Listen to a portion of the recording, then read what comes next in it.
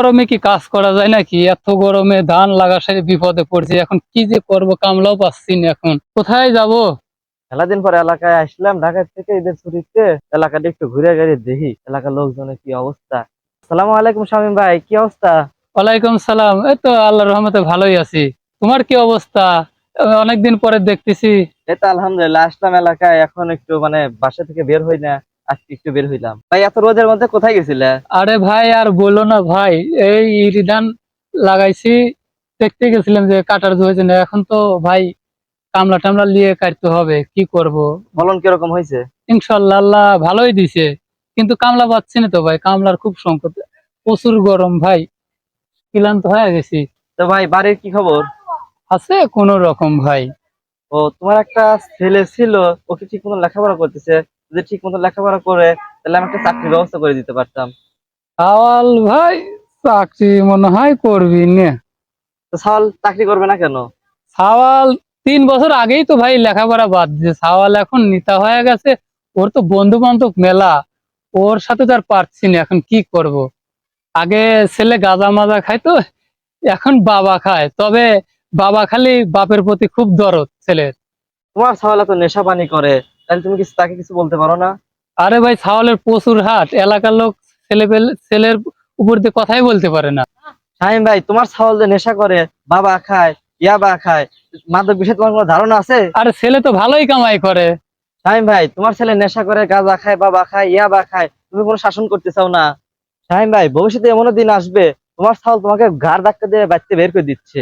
আরে পরে যা হয় দেখা যাবে না, এসে জ্ঞান দিবে। রোদের ভিতর জীবন শেষ, এসে জ্ঞান দিবে রে। যাও যাও যাও। এলাকার পরিবেশটা একবারে নষ্ট হয়ে গেছে।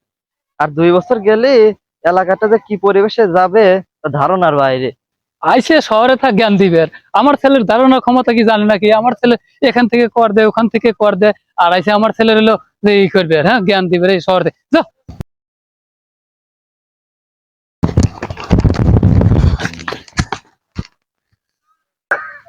টাকা 10,000 না আনা পর্যন্ত তুই এই বাড়ি ঢুকবি না। দিন আমি বাবা গাই আমার মাথার ভিতরে টিং টিং করতেছে। টাকা তুই কোনে পাবি আমি তা জানি না। তুই বাড়ি বেশি আল্লাহ দে। তো বাড়ি বেচলে আমরা থাকবো কেন বাবারে?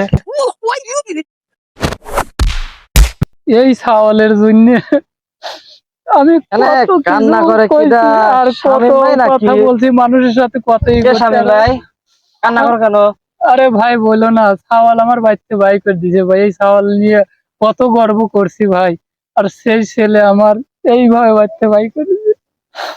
আমি কোথায় যাব ভাই এখন, এই মুহূর্তে, এই বয়সে, এখন এই বুড়ো বয়সে আমি কোথায় যাব? বাবা খায়, বাড়ি বাড়িতে বাই করে দিয়েছে। প্রতিদিন 300 400 1200টা বাবা খাতে লাগে।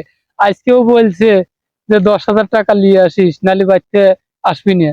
এখন এখন আমি কি করব? এই বুড়ো বয়সে 10,000 টাকা আমি কোথায় পাবো? শামীম ভাই, আজ থেকে 2 বছর আগে এই জায়গায় দাঁড়িয়ে আমি তোমাকে একটা কথা বলছিলাম যে সাওয়ালকে শাসন করো। তুমি আমার কথা শোনো নাই। আজকে সেই দিনটাই এসেছে তোমার। তুমি ভাই ঠিক কথা বলছিলে ভাই, আমি তোমার কথা বুঝিনি। তোমার কথা শুনলে আজ আমার এই ছেলেটা নষ্ট হচ্ছে না ভাই। সাওয়াল বলে ছোটবেলা থেকে শাসন না করলে এই দশাই হয়।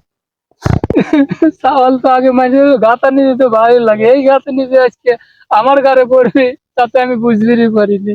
আজকেও চাওয়াল মাইরে আমার পাই বাই করে দিয়ে পাচ্ছে। সাওয়াল যদি আগে থেকে শাসন করতো তাহলে আজকে তার এই দিনটা দেখা লাগতো না। আসসালামু আলাইকুম।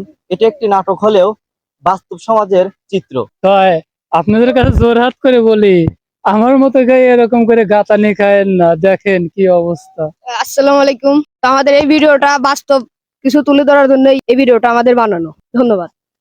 দেখেন ভাই, নাটক যে শেষ হয়ে গেছে, এখনো লাঠিলে দাঁড়া আছে।